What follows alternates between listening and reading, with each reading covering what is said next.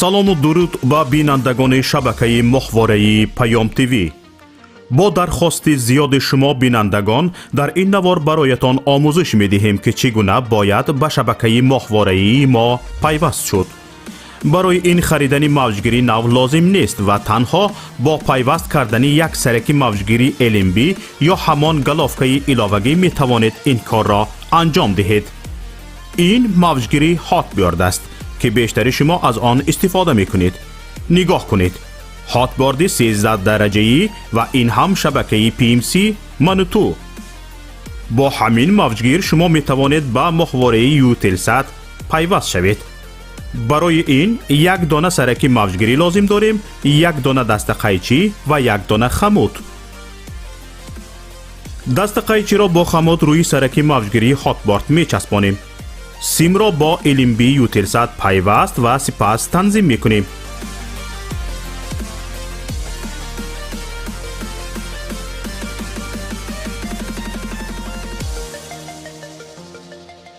ин ҳам моҳвораи Eutelsat ва ин шабакаи Manutу ки дар аввалин мақом пайдо шуд ва ҳоло мо онро танзим мекунем.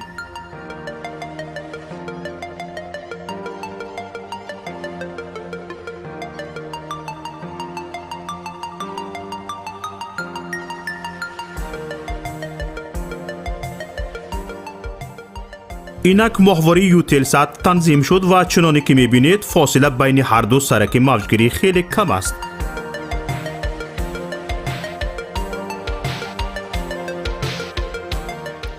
акнун метавонед бо ҷустуҷӯ дар ин моҳвора шабакаи Паём ТВ-ро ҳам пайдо кунед.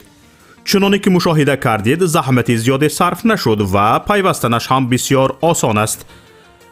акнун ки ёд гирифтед, ҳар як аз шумо метавонед аз таҷрибаи пайвастан ба шабакаи мо як навор сабт намоед ва ба мо ирсол кунед.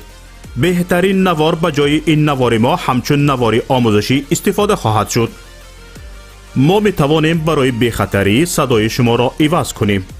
бо мо бошед ва барномаҳои Паём ТВ-ро пайгирӣ намоед. нишонии мо дар моҳвораи Eutelsat. моҳвора Eutelsat 7B، мавқеият 7 дараҷаи шарқӣ، фреконс 11262, суръати нишонӣ 27500, поляризатсия HFEC 5/6.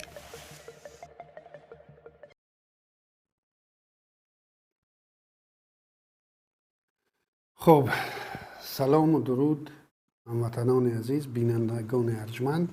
اینک باز روز شنبه است و ما با شما در استودیوی پیمان ملی تاجیکستان قرار داریم و بخش مستقیم خود را در کانال یوتیوبی پیمان ملی تاجیکستان و همزمان در کانال ماهواره پیام TV شروع میکنیم و از همه شما دعوت میکنم که در کانال یوتیوب پیمان ملی تاجیکستان ابونه شوید و پسند کنید این نوار را تا اون به دیگرها هم رسانی شود و هرچی بیشتر مردم از آن خب از همین برنامه ما دیده باشند و هرچی بیشتر مردم با خبر باشد که خب چه خبر و نوگانی ها در تاجیکستان و منطقه است. خب خیلی که همه شما علاقه درک دارید، این برنامه را هفته یک مرتبه بنده از خبرهایی که برای خودم در این هفته جالب بود و مطمئنم که برای اکثریت هموطنان ما هم شما تماشابینان هم این خبرها البته قابل توجه بودن. و اولین خبری که امروز از آن شروع میکنیم و هفته گذشته نیز از آن گفته بودیم، این آیدی خب این دفعه البته هفته پیش اگر مورد نگرانی ما قرار داده شده بود، این هفته خوشبختانه یک خبر خوش است برای ما یعنی این هم باشد حفظ توانست جامعه مدنی تاجیکستان توانست اخیراً از خانه موزه استاد صدرالدین عینی حفظ نماید و این باعث خرسندی است. ولی بینید چرا من نام برنامه را چنین گذاشتم، یعنی خب غلام طبیعتی تاجیک، خب شکرانه و اعتماد به نفس. ببینید در این هفته خبر نشر شد، یک روز یا 2 روز پیش خبر نشر شد که طبق این خبر خب رئیس پلات بالایی پارلمان، رئیس مجلس ملی، مجلس عالی تاجیکستان رستم امامعلی با قرار خود خب تخریب موزه آثارخانه عینی را، استاد عینی را خب منع کرد و گفت که این آثارخانه در جایش باقی مانده شود و از آن دفاع کرده شود. و ببینید چرا قراری خب رئیس مجلس ملی، مجلس عالی، در حالی که این قرار از بین بردن یعنی تخریب این آثارخانه رو رئیس میر شهر دوشنبه برآورد و کافی بود که میر شهر دوشنبه باز با قرار خود آن را همان قرار پیشته‌اش را لغو کند و بگوید که خب اشتباه کردیم و اشتباه خود را اعتراف کند و بگوید که اینک با طلب شهروندان ما دست میکشیم از این نقشه جنرالی. لیکن باز آمدن در رسانه‌های خبری و ما خبر میتیم که خب رئیس مجلس ملی، مجلس عالی جمهوری تاجیکستان همین اقدام نیکی رو روی دست گرفت و خب از تخریب آثارخانه استاد عینی چی کرد؟ دست کشید، یعنی منع کردم این عمل رو و در شرح‌ها، در شبکه اجتماعی، در شرح‌ها از طرف مردم تاجیک چنان شکرانه خوانی و چنان تحسین خوانی به رئیس مجلس ملی شد که گویا یک لعنتی رئیس شهر، میر شهر کیم کدام یک به گفت روسا پرخدیمت چی کرده است؟ این آثارخانه رو خراب کردنی بود است و خب رئیس مجلس ملی با قرار خود اون رو، این قرار رئیس شهر رو لغو کرده است و همین خیل شکرانه و خوشحالی در همون شهرها و تحسین و تشکر و سپاس اعلان کردن به رئیس مجلس ملی شد که متاسفانه از اون درک میدهد که اعتماد به نفس همین ملت ما، اعتماد به نفس ما خیلی خراب شده است.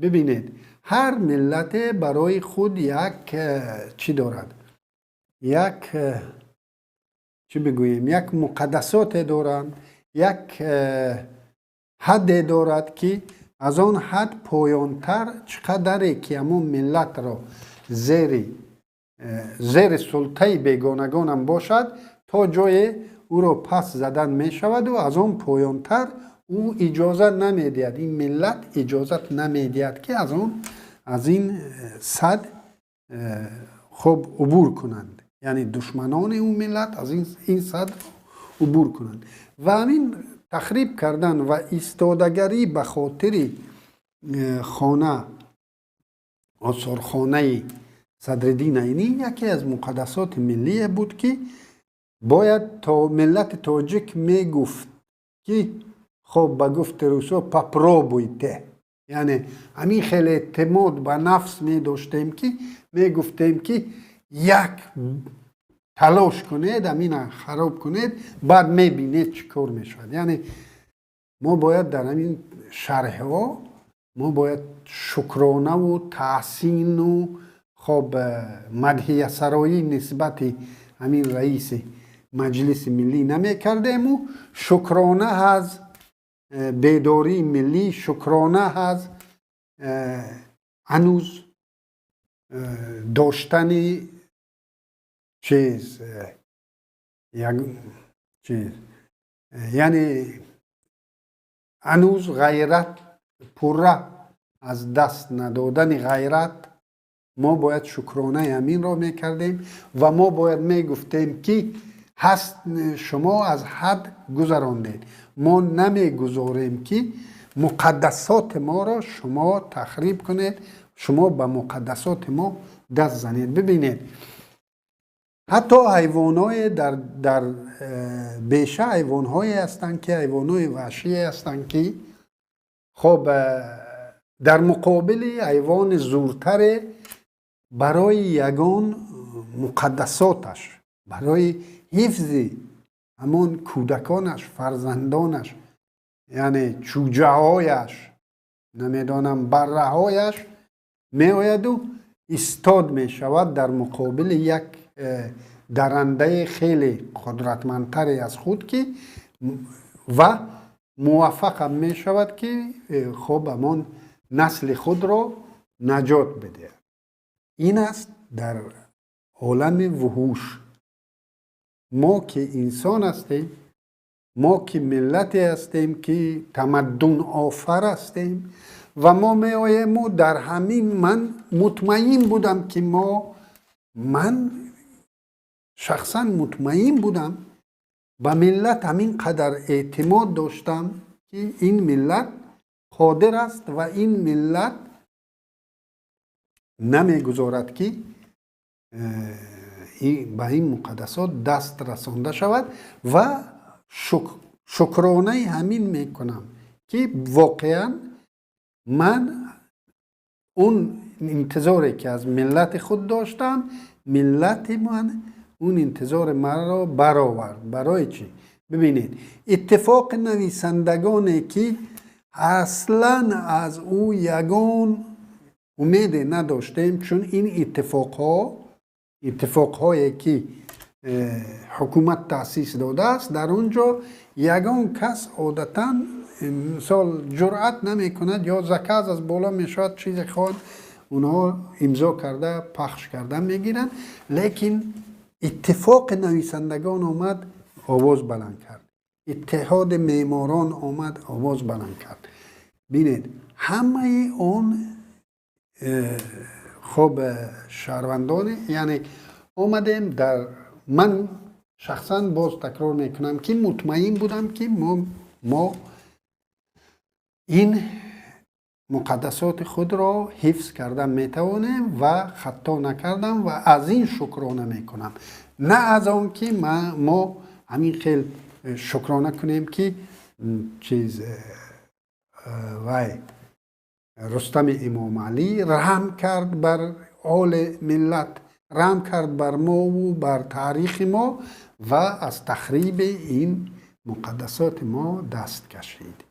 این است و همون شرح میدادگی ها خودشان اعتماد به نفس ندارند، اعتماد به ملت نداشتند که اونها تا آخرین لحظه انتظار اون بودن که حاضر امروز پگاه تراکتور میاد و اون آثارخانه را خراب میکند و ما را یگان کس نمیپرسد که البته چنین نیست.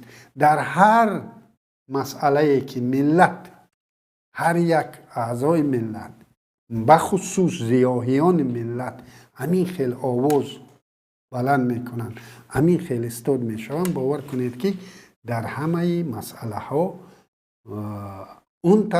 اون طرفی که من نمیگم طرف حکومت، اون طرف ناحق که به ناحق میخواهد مقدسات ما رو زیر پا کند، به ناحق میخواهد پدران ما را زندانی کند. بنده حق میخواهد خواهران ما را نمیدونم تحقیر کند، رومالش از سر بگیرد.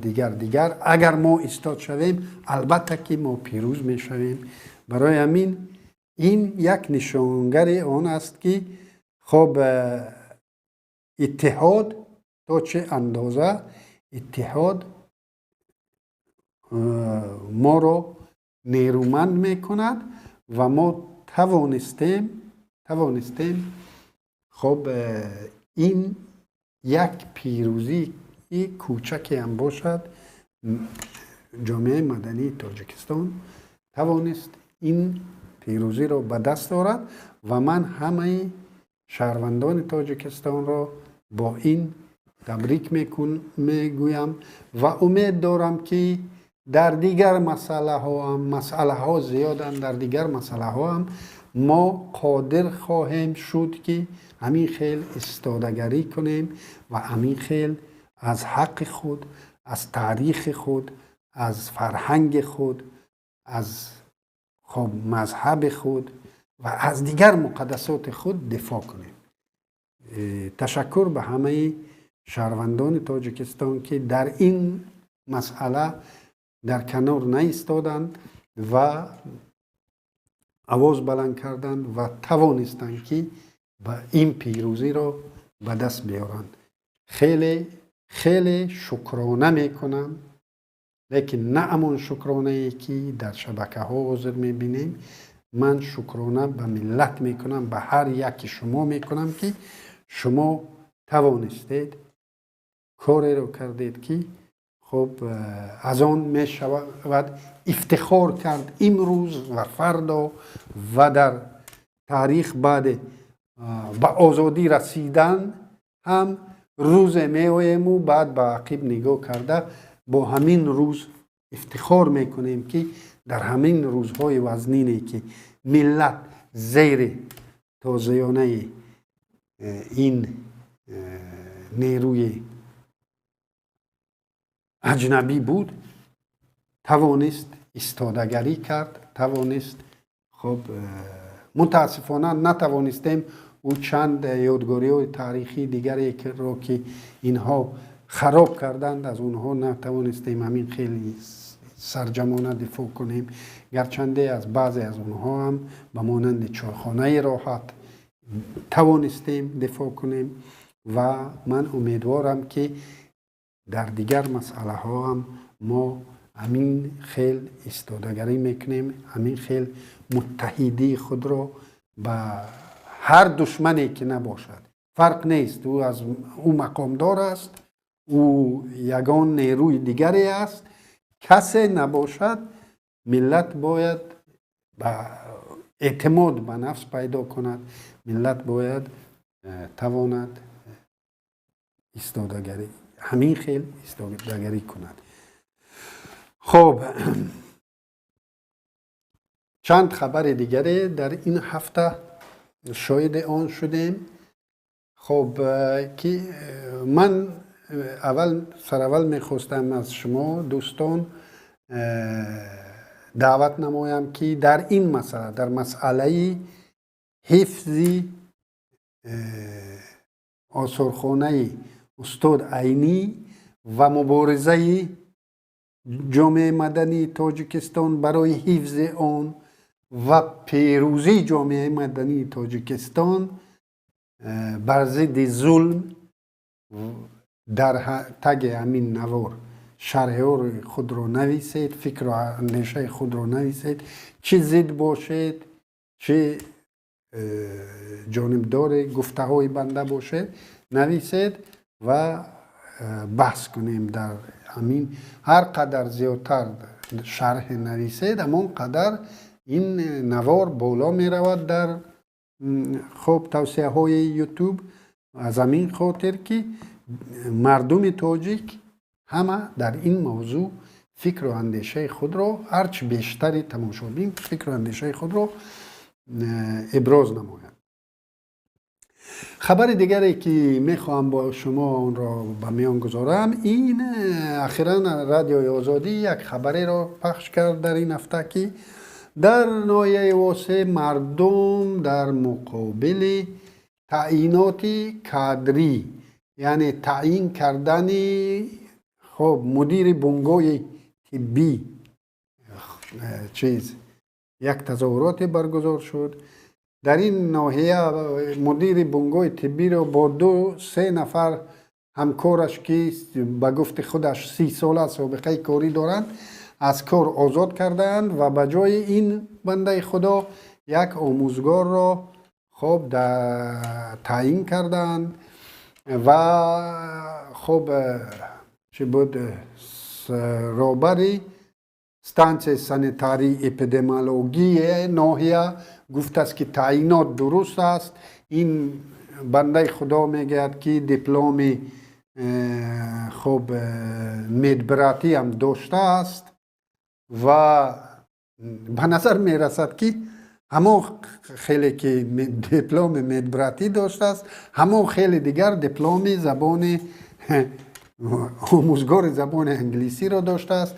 یک واقعه به خاطرم می آید که به یکی از دیههای دوردست یک وقتا سفر داشتیم و در آنجا یک برادر از 3 فن درس میداد، نمیدانم نقشه کشی و سرود و رسم کشی و همین درس هایی که 1 ساعتی 2 ساعتی هستند درس میداد و بعد از ما التماس کرد که خب اگر شهر رویم با اون کس یک الفبای انگلیسی رو روان کنیم که درس‌های زبان انگلیسی هم در اون مکتب بی‌صاحب موندن و او با یک الفبا میخواهد که اون درس رو هم بگیرد. از هفتش این برادر همین متخصصی همکاره بود است که خب این تعیین کردند و ببینید در اونجا اگر کارگران تکنیکی اشاره کنند نشان کنند در اونجا باز همین جانبداران این مدیر نو تعیین با دیگران با جنگ و جنجال میکنن، خرخشه میکنن و تا حتی مخبر رادیو آزادی را با مخبر رادیو آزادی هجوم میکنن. اگر باشد اون نوار میخواستم همون را. هنگام این صحبت ها افراد طرفدار مدیر نو به خبرنگار رادیوی آزادی حمله کردند. این نفر هم با یعقوب شیدایف به نزد ما آمده است. میخواهد با زور مانع کنی. خب این تجربه تاجیکستان است. انتخابات ها به خاطرم آمد و دیگر جاهایی که خب از همین زور استفاده میبرد عادتا همان نفران حکومت نزدیک به حکومت، یعنی همین بنده خدا من با اینا شناس نیستم لیکن چون تجربه برخورد با مقامات رو دارم همین زور نشان دادن و جنگ و جدل کردن و حتی به مخبر هجوم کردن ها رو به خود اجازت همان جانبداران مقامات میدین و اون جایی که همین رهبر ستانسیه سانیتاری اپیدمیولوژی هم گفته است که تعیینات درست است، این نفر رو درست تعیین کردن و به طرفداریش باز همین خیلی آدمای با زور بازو جنگ و جدل میکنن. این بسیار مانند است به همون حرکت هایی که مقامداران در تاجیکستان هر روز با مردم چنین برخورد دارند. خیلی به آن مانند است و بنده مطمئنم که یک چیز دیگر از همین زوره که اونها نسبت روزنامه‌نگار نشان دادن به خلاصه میشد به خلاصه آمد که ببینید از 1450 چند ساکنی همین ناحیه همگی 57 نفر به جانبداری از برگرداندن مدیر سابق بنگاه طبی امضا کرده اند. 57 نفر. چرا همگی 57 نفر؟ از این هجومی که به مخبر رادیو آزادی شد به خلاصه می شود آمد که همه مردم ترسانده شده است الکی. با همین جانبداران که اونهایی که در پی همین تعیینات هستند در عقب همین تعیینات ایستاده اند، یعنی او رئیس ناحیه باشد، رئیس جماعت باشد، کسی نباشد، او زور بوده است، او خب تقای زور داشته است و مردم را، خود همین مردم را حتی ترساندن و این یک نشانه است که در نشانه تاجیکستان امروزه است. این یک تاجیکستان امروزه رو خیلی عیان نشان میدهد که چخیل در تاجیکستان مقامات رنگی که یک سازمان اوباشی است، از وسطه‌های از همین وسطه‌های استفاده میبرد که تروریستان و اوباشان استفاده میبرند. با زور نمیخواهند که موضوع به بیرون براید، همین موضوع به رسانه براید و دیگر. خب خیلی جالب بود این خبر از همین خاطر چون این خبر پوشش بیش نگرفت، ولی این خبر یک خیلی جالب است و خیلی بیانگری واقعیت امروزه تاجیکستان است و این که ناحیه واسع است. چنین ناحیه ها در تاجیکستان 54 تاند و در همه جا به همین شیوه اون رهبران تمام سطح ها به خود هر چیز را اجازه میدهند. و باز موضوع دیگری که پایانتر به اون چیز میکنیم، اون رو قید میکنیم، در اونجا هم نشون میدیم که همین واقعیتی که این روز ما با آن سر و کار داریم در همه ساحه ها، در همه ناحیه ها چنین است و این است نظام ناسالمی که حکومت امروزه تاجیکستان در تمام قلمرو تاجیکستان جاری کرده است. خب خبری دیگر ما، یک برادر ما، یک استفاده برنده اینترنت، محمد سلطان، در فیسبوک نوشت که رئیسان نواحی و شهر پی هم تعیین می شوند، لیکن از چه سبب باشد که شرح حال اکثریت آنها و در کجا تولد شدند، در کجا کار و فعالیت کردند مخفی نگاه داشته می شود و چه سبب سوال گذاشته است که چه سبب باشد که این یعنی معلومات درباره همین منصبدار تقریبا مخفی نگاه داشته می شود. در اونجا شرح حالش نوارده شده است و سوال گذاشته است و این سوال را می خواستم شما محترم تماشابینان هم در گرد این اندیشه کنید. من یک پاسخ دارم و در برنامه گذشته در این باره گفته گذاشتم. یک پاسخ دارم. یکم جغرافیاش رو از ما پنهان کردنیان. دویم سابقه کاریش رو جغرافیا چخیل، یعنی اکثریت تعیینات از یک منطقه، از یک ناحیه، از یک نزدیکی یک عائله می شوند و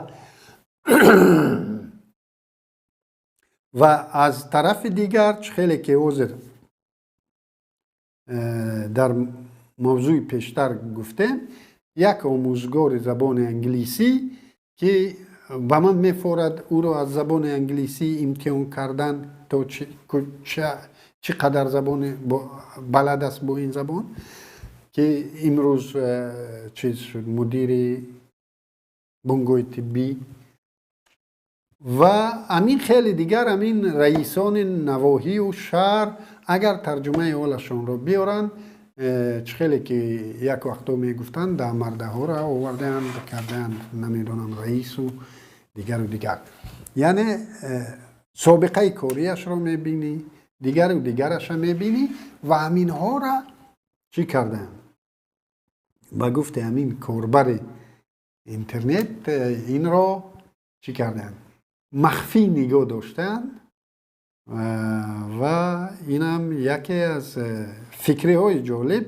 میخواستم در این مورد هم فکر و اندیشه های خود رو ابراز دارید چون برنامه گذاشته من گذاشتم که مثال یک برادر از مومن آباد را در بدخشان به حیث معاون رئیس ولایت تعیین کردن و خب سالها گذاشتم اون موضوع گذشت و امروز هم به این موضوع به همین خاطر برگشتم که باز همین چرا شرح حال اونها نیست هدفش خب جغرافیاشون باید مخفی بماند تا حدی تا روزی بعداً شاید ترجمه حالشون پیدا شود موضوع که کونه شد ترجمه حالم پیدا شود هیچ مشکلی نیست لیکن در همون گرمی همین موضوع در رسانه ها باز چیز نشود باز مخالفان از این هنگامه نسازن گفته این را مخفی نگاه داشتن به فکر من ولی شاید شما یگان پاسخ دیگری به این سوال این کاربر داشته باشید مرحمت در زیر فکرهای خود را با ما در میان گذارید و بحث کنیم. خب خبر دیگر که اون را نیز هفته پیش یا هفته پیش از اون با شما بررسی کرده بودیم این قضیه مدینه هست که هنوز هم به فکرم در بیهوش است در خب زیر دستگاه صنعی نفس کشی و او دو نفره که زن و شوهری که باعث این بدبختی شدن کارشون به دادگاه روان شده ایستاده است و هفته گذشته ما فهمیدیم که چند نفر دیگر را از وظیفه به خاطر همین شهروند همین خانومی که امروز با مرگ دست و پنجه نرم میکند به خاطر همین دو نفر دیگر را از وظیفه آزاد کردند یکیش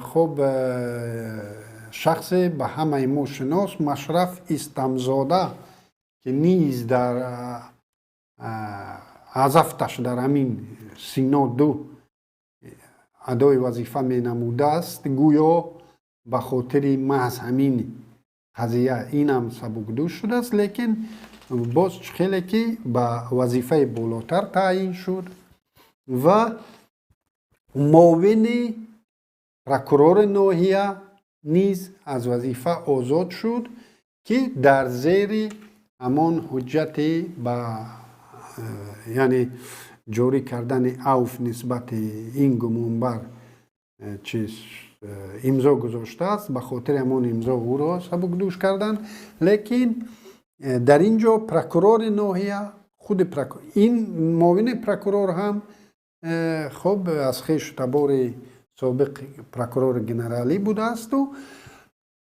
خود پروکورور ناحیه از خویشاوندان نزدیک امام علی رحمون بوده است و خیلی که خبر ما همه از واقعیت تاجیکستان با خبریم چونین عوف ها و چونین استفاده بردن عوف ها یکم مفت نمی شوند رایگان نمی شوند و دوم به امر از بالا یعنی معاون پروکورور نمی تواند رشوه گرفته امضا کند و آدم را به عوف نسبت کسی جاری نماید البته که این امر از بالا بود و او بالا چون خویشاوند نزدیک امام علی رحمانوف است از یگان جوابگری کشیده نشد. و دقت کنید حتی گپ در سر خویشاوند رحمانوف بودن هم نیست، در سر خویش یتیموف بودن هم نیست، گپ در سر خویش پروکورور گنرالی که بود نامش از خاطرم برآمد، خویش همون بودن نیست. گپ در سر این نیست، گپ در سر اون نظام است. همون نظامی که اینا ساختن، استمزاده ها اینها خب چیزی وسیله، یعنی یک وسیله نظامن، اینها یک سلاح، یعنی عروج به گفت روسا، عروج همین نظامن که با اینها نظام همون ترتیباتی که امروز جاری کرده است و در واسه باید همون خیش فلانی به یگان معلومات اول معلم زبان انگلیسی شود در مکتب، به یگان معلومات، بعد بیاید چیز شود مدیر بنگاه طبی شود. از افتش همین تحصیلات رو این بنده خدا داشته است، لیکن که ها ممکن 10 سال پیش و با تخصصش شاید هم کار کرده باشد 10 سال پیش و آمده است و در مکتب شاید یگان دیگر کارها قطعی مشغول بوده است. همین زبان انگلیسی درس دادنش هم باور کنید که به یگان تحصیلات بوده است. همین خیلی دیگر نظام در همه ساحه ها همین نظامی که جاری کرده است، همین ترتیبی که جاری کرده است، از این دفاع خواهد کرد.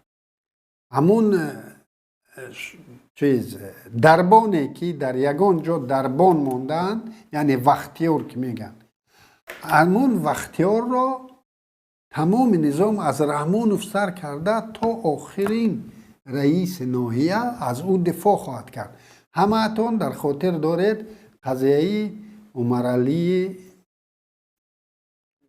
5 ماهه ما که در پتربورگ یک لتنانت باعث خب قتلش شد، یعنی او را به قتل رسوند. یک لتنانت که همین خیلی می نمود که هیچ گپ نیست اگر او را به جوابگری کشند، لیکن از پوتین سر کرده تا آخرین رهبر تفتیشات از او لتنانت دفاع کردند که او نباید به جوابگری کشیده شود. این تمام نظام را چی میکند؟ یعنی سیاه میکند.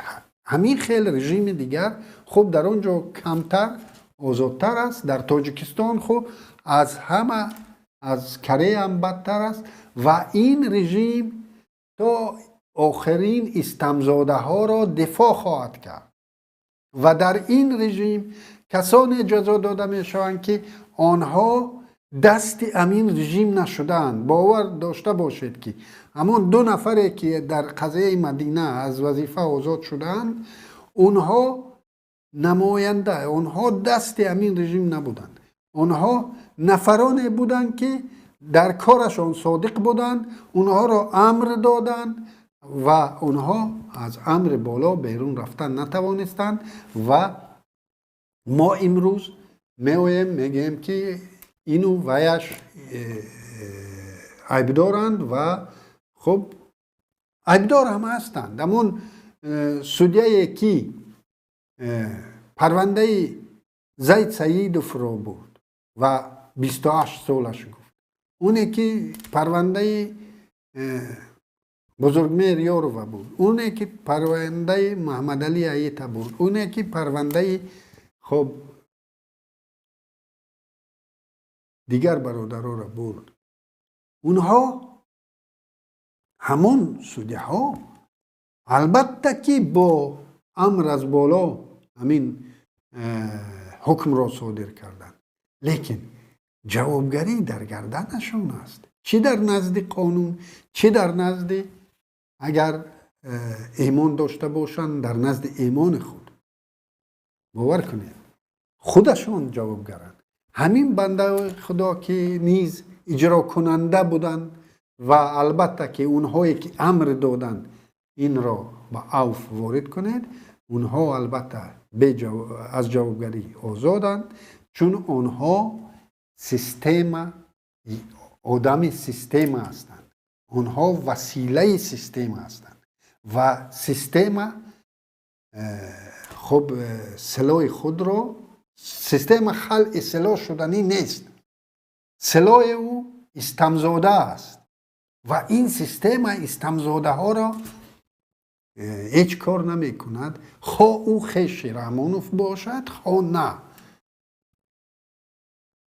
از همین خاطر مشرف استمزاده بالاتر رفت و او پروکورور ناحیه اصلا جزا ندید و خود پرونده سیاسی شده نسبت او زنک بیچاره باور کنید عذر او مظلوم است. اونه که این زنک را نیمه جان کرد، او زنک خودش هم امروز مظلوم است، چون که به خاطر سیاست، به خاطر محبوبیت رستم امام علی، محبوبیت بیشتر کسب کردن رستم امام علی، او را حاضر با سنگین ترین خب جنایت بالاش بار میکنن، در حالی که شاید او چنین جنایت را نکرده باشد. شاید اونجا خب استاتیای دیگری باید یعنی پرونده بود استاتیای دیگر بندوبست میشد، لیکن چون پرونده سیاسی شد، چون در اینجا آبروی رستم امام علی است، این بنده خدا البته که جنایت صادر کرد، لیکن جنایتش باید عدالت سعودی جاری باشد نسبت همین جنایتکار هم، لیکن در اینجا سود ناعدالتانه ما رو در پیش است و از دست همون یک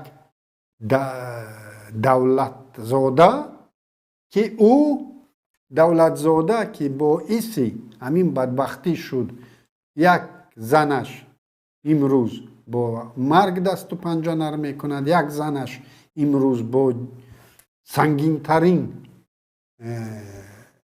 اتهامات به زندان می رود. او پسر سابق رئیس فاکتیچ اولین رئیس حزب خلقی دموکراتی تاجیکستان است و ما نمیشنویم حزبیتش را هیچ کس حتی نمیگه. شاید این بچه هم عضو حزب خلقی دموکراتی تاجیکستان است. اگر در خاطر داشته باشد یک وقتا هنوز حزب ها فعال بودن، هر جنایتکاری که به یگان حزب مخالف ربط می داشت حزبیتش را حتما قید می کردن و امروز خیلی که می بینیم خب چنین یعنی مشرف ها یعنی استمزاده ها را این حکومت، این مقامات، این نظام هیچگاه تا آن دمی که مردم تاجیک این نظام را از سر خود دور نکرده است، این نظام نمی آید و استمزاده ها را در جایشان نمیشناند و همین خیل باز می رود در او وظیفه بالاتر نو، باز در اونجا چنین یک ناعدالتی، چنین یک رشوه‌ستانی را برا می گذارد، برا می ماند. خب یک خبر دیگر، حکومت از ناحیه عینی هفته پیشتر همین خیل در رادیوی آزادی همین خیل اطلاعیه بود که از ناحیه عینی مهاجران مهنتی ناحیه عینی دقت کنید محترم تماشابینان، در همین جا خوب دقت کنید. در این موضوع میخواهم که شما در زیر شرح خود رو گذارید. مهاجران مهنتی نایه عینی $40,000 را برای ساختمان تالارهای ورزشی برای 5 قشلاق یا یک تالار ورزشی برای 5 قشلاق یا در هر 5 قشلاق 5 تالار ورزشی $40,000 را به مقامات این نایه ارسال کردن، یعنی به حکومت نایه ارسال کردن تا که این تالارهای ورزشی ساخته شد. رادیوی آزادی این هفته از مقامات نایه اینی پرسان شده است که چرا این تالارها هنوز به اتمام نرسیدن و کجا شدن او $40,000 که مردمی نایه اینی روان کرده است. مقامات اظهار بیخبری کرده است از این $40,000. گفته است که چون این مبلغ اصلا وجود نداشته است و دقت کنید گفته است که حدود 570,000 سامانی از بودجه حکومت به ساختمان این تالارها جدا شده است. اگر این را به دلار گردانیم این چیز حدود 50,400 50,500 $50,500 می شود. ببینید یک حکومت با بودجه خود چنی تقریبا چنین همون مهاجران مهنتی که از حال اونها که ما خبر داریم، حال مهاجران مهنتی ما، لیکن باز به شرمانه آمده میگن که ما از این درک نداشته ایم و چنین مبلغ را اصلا کسی روان نکرده است. من میخواستم در زیر محترم تماشابینان شرح ها نویسید و این مسئله رو پیگیری کنید. شمایی که در مهاجرت مهنتی هستید، اونهایی که شاید عینیگی ها رو شناسند، این قضیه رو باید شما در شبکه ها با مردم خودتون باید رسانه‌ای کنید. اونهایی که این یاردم رو کردند و خب این یاردم به جایش نرسید باید از مقامات نایینی پرسیده شود و این رو باید شهروندان، این هم یکی از وظیفه های جامعه مدنی است که خب اگر این رو طلب کند، همون جامعه مدنی نایینی اگر این رو طلب کند، این رو خب نمی شود که پوششی سیاسی دیند مقامداران و بگویند که اینها آمدند شما سیاست میکنید و شما نوتنجی میخواهید و شما در تاجیکستان نوتنجی میخواهید. نه، ما همون مبلغ دادگی همون رو طلب کرده ایستادیم، باید حسابات دیند که حتی همون مبلغی که حکومت هم جدا کرده است با اون هم باید حسابات دیند. همون مبلغی که دانرهای دیگر به حکومت هم دادن، اونها که به حکومت برای چشمای زیباشون نمیتین برای همونوف یا وای پرچوسکه زیباش، اونا برای به خاطر همین مردم به رامونوف هم اگر تین گراند به خاطر همین مردم میتین و اینها باید به همین مردم حسابات دیند. همون $50,000 هم که حکومت جدا کرده است او حسابات هم باید جامعه مدنی نایینی طلب کند که کجا شدن، چقدر مبلغ به کجا صرف شده است که ما باید مردم باید داند. و آخرین موضوعی که امروز ما با شما بررسی میکنیم و در صورتی که رکلام رفت صورتی باران و عبدالرازق بود و این مسئله که این هفته تمامی حتی خب قضیه آثارخانه استاد عینی رو هم زیر سایه برده بود من نمیخوام این قضیه رو به اون رقمی که دیگر رو توبش دیم. من فقط در اینجا باز همون مسئله خب غلام طبیعتی مردم، شکرانگویی مردم و اعتماد به نفسی که عنوان موضوع رو امروز انتخاب کرده ایم گفتنیم.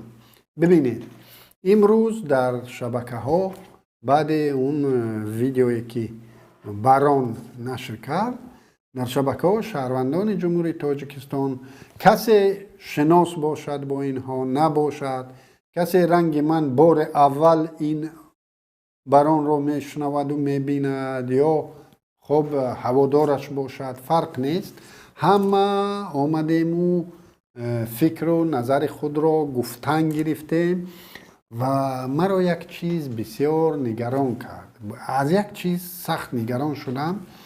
اون چیزی که در زیر مطلب در زیر نگاشته که از رستم امام علی، یعنی از تصمیم رستم امام علی بر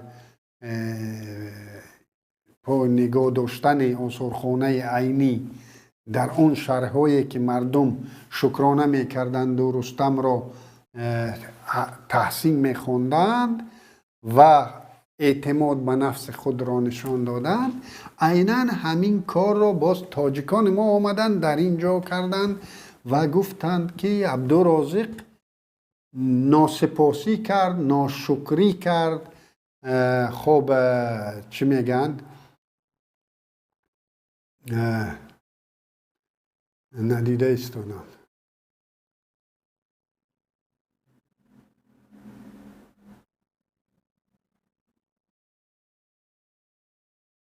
خب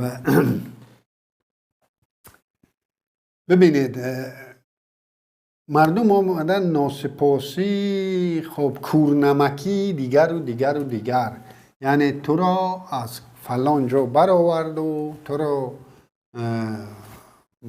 معرفی کرد و تو آمدی خب ناسپاسی کردی و کورنمکی کردی. یعنی چی؟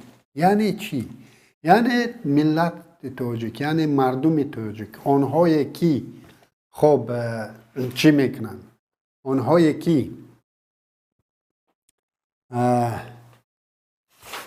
چنین واکنش دارن چی انتظار دارن؟ یعنی کسی که خب بگذار اونها بگذار امون بنده خدا را از پنجکین توور در دوشنبه او را معرفی کرد، بگذار، لیکن مگر این باعث غلام شدن است؟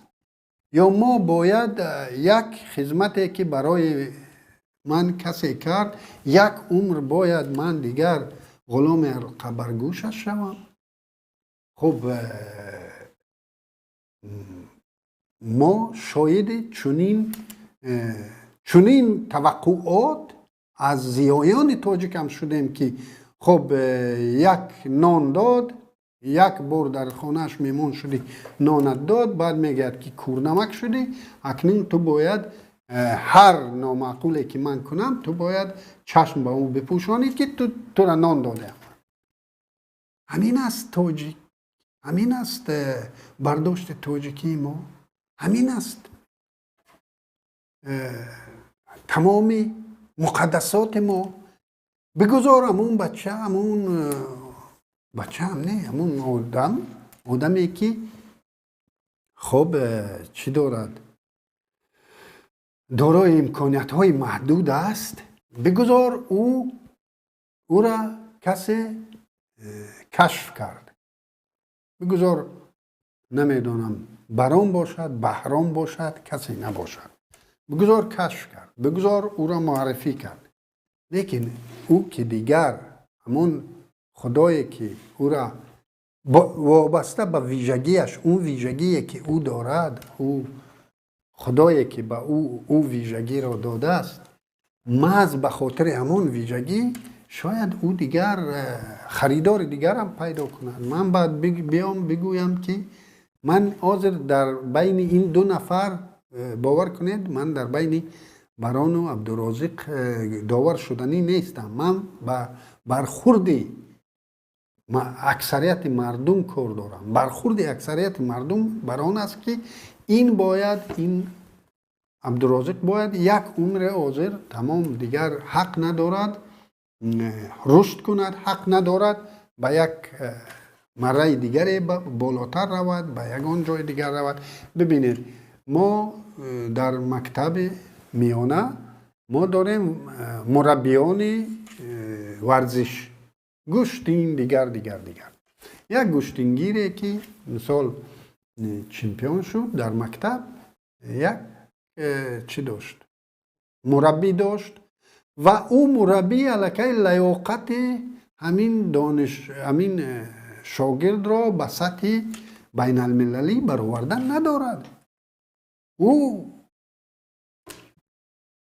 گشتینگیر باشد، دیگر ورزشکار باشد، به خاطر آنکه به سطح بین المللی برآید، او دیگر مربی سطح بین المللی را باید به خود پیدا کند. حاضر من بیام و خب دو چیز فعل نشان دادم، او را تربیت کردم، یک آدم یک گشتینگیر زور شد، دیگر من بگویم که نه تو دیگر تمام حق نداری، تو کورنمکی، تو اینی، تو وی.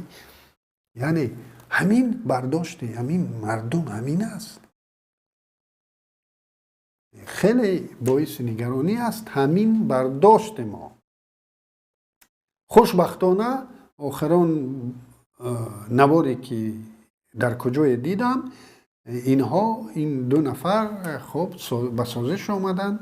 یعنی یا اصلا همین یک خیپه بود یا یگان چی نبود، یگان ضدیت بینشون نبود، یا بود و حل شد. خیلی خوب است و این یک چیز دیگر رو، یک مشکل دیگر جامعه تاجیکستان و نه فقط تاجیکستان رو برملا کرد. یعنی این به طور مؤثر کار نکردن نظام سیستمی همین قانون محوری تاجیک، یعنی حمایه مالکیت ذهنی، اینها باید در همین دو نفر کسی نباشد، باید چی داشته باشد؟ شرطنامه داشته باشند، شرطنامه رسمی داشته باشند. بسیار دیگر در دنیا همین داد و گرفت هست. یکی به گفت اینها پرودیوسر می شود، دیگری خب ایجادکار می شود و اینها با یک دیگر داد و گرفت دارند و اینها شرطنامه دارند و این هم نشانگر اون است که ما تا چقدر عقب مانده ایم.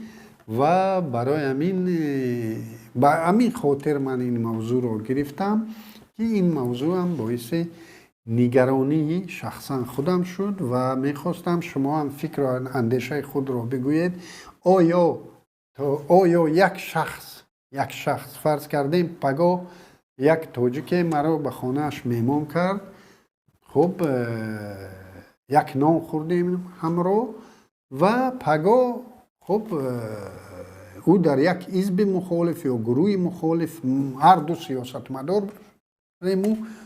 مخالف یکدیگر شدیم. اکنون من اگر او خلقی دموکرات باشد و مرا یک وقتو هنوز نه او سیاستمدار بود است و نه من مهمان کرده است و همراه یک نان خورده ایم، اکنون که من مخالف او شدم دیگر من حق ندارم مخالف او بودن چون نانش را خوردم.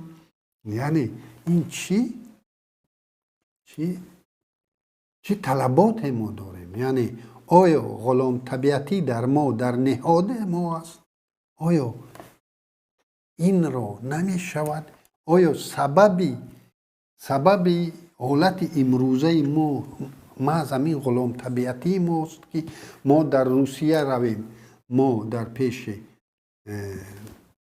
پلیس و دیگر خود را گناهکار می حسابیم، از حقوق خود دفاع نمی کنیم چون که ما از ابتدا در مقابل او خود را الکی گناهگار می حسابیم و بسیاری از زیایان ما میگن که همین یک گپ دوست داشتهشان чужой монастир со своим уставом не ходят. یعنی همین قطعی ما را زیر میکنند و ما در روسیه خود را متهم می حسابیم و از حق خود دفاع نمی کنیم. در تاجیکستان ما به خاطری ببینید ملت دیگر می بود، حداقل قرغیز ملت قرغیز می بود، به خاطر خانه موزه چنگیز ایتماتوف اونا می گفتن که попробуй только. به حکومت خود می گفتن попробуй только. بعد دفاع می کردن و می گفتن که دیدی یک بار دیگر کوشش کنی همین خیل کار کنی بعد می بینی. ما می آیم بعد تمام مبارزه که وقتی که همه مبارزه یعنی پیروز شدیم و اونها به گفت تاجیکا زدن خود زدن، ما بیاییم و قرصک زنیم و سر پابوسی کنیم برای رستم امام علی که تو بسیار مردک عاقل بودی که این حمقی تا باز پس گرفتی. همین است غیرت ملی ما. خب و آخران این هفته در مخالفین این هفته را هفته زبیدالله رازق یعنی زندانیای سیاسی زبیدالله رازق عنوان کردند و چون زبیدالله رازق همراه با برادرمان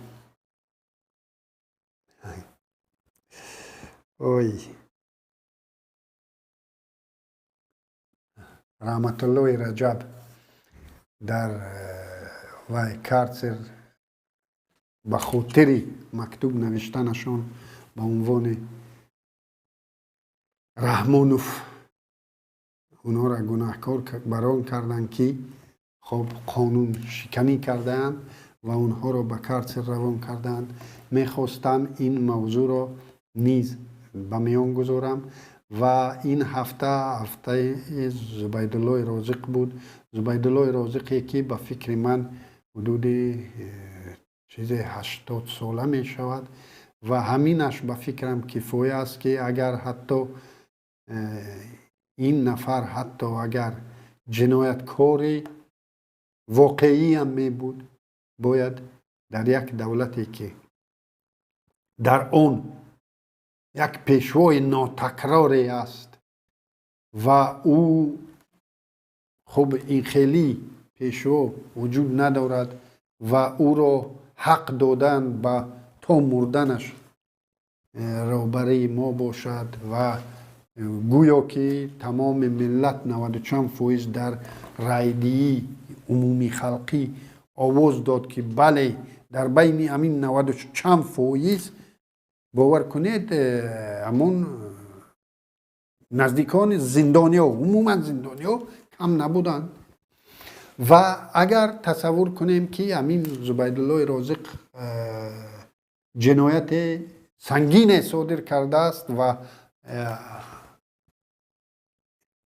ابد زندانی شده است، یعنی یک عمر زندانی هم شده است، از سن 80 سالگی همین خیل پیشوای ناتکرار باید او را کیها جواب میداد به خاطر ریش‌های سفیدش، به خاطر فرزندان و نبیره هایش، به خاطر اون که عمر ابد نیست و این بنده خدا که عمرش به یک جای رسیده است میتواند پگای دیگر خب از بین رود و ما دیده و دانسته که با تهمت این را زندان کردیم. همه میدونند خود همون سودیا میدوند، پرکورور میدوند، مفتش میدوند، رامونوف میدوند، رستم نوتکرارتون میدوند که شما هم زیاهیان تاجیکستان که مور خاموشی بر لب زده اید در این مقابل این ناعدالتی ها، همه تو میدونید که زبیدالله رازق بی عیب در زندان نشسته است و نمی شود این موی سفید 80 ساله رو به خاطر ریش های سفیدش، به خاطر اون که یک هموطن شما است، به خاطر اون که او نبیره دارد، او فرزند دارد، به خاطر اون که چند روزی که باقی مانده است با نبیره هاش روزهای خوش داشته باشد، نمی شود که همین شما نوتکرارها بیایید آواز بلند کنید و لیدر نوتکرار شما، پیشوای نوتکرار شما بیاید و خب با دست به گفت شما مبارک خودش یک حجت امضا کند و این بنده خدا را ماند که پیش فرزندان و نبیگرگان خودش رود. خب با همین موضوع امروزه ما پایان می‌یابد. شما را به خدا می‌سپارم. خدا یار و مددگار همه ما و شما باشد. سلام و درود با بینندگان شبکه ماهواره پیام تیوی. با درخواست زیاد شما بینندگان در این نوار برایتان آموزش می دهیم که چگونه باید به شبکه ماهواره ما پیوست شد. برای این خریدن موجگیری نو لازم نیست و تنها با پیوست کردن یک سرک موجگیری LMB یا همان گلافکه علاوگی می توانید این کار را انجام دهید. این موجگیری هاتبیارد است که بیشتر شما از آن استفاده می کنید. نگاه کنید. هاتبارد 13 درجه‌ای و این هم شبکه PMC منوتو. با همین موجگیر شما می توانید به ماهواره یوتلسات پیوست شوید. برای این یک دانه سرک موجگیری لازم داریم، یک دانه دست قیچی و یک دانه خمود. دست قیچی را با خمود روی سرک موجگیری هاتبارد می چسبانیم. سیم را با LMB یوتلسات پیوست و سپس تنظیم می کنیم.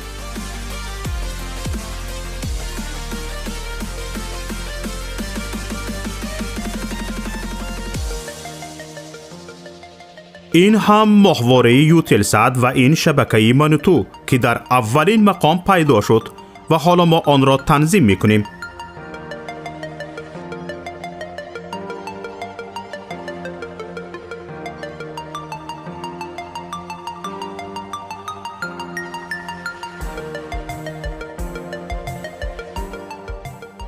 اینک ماهواره یوتلسات تنظیم شد و چنانه که میبینید فاصله بین هر دو سرک موجگیری خیلی کم است.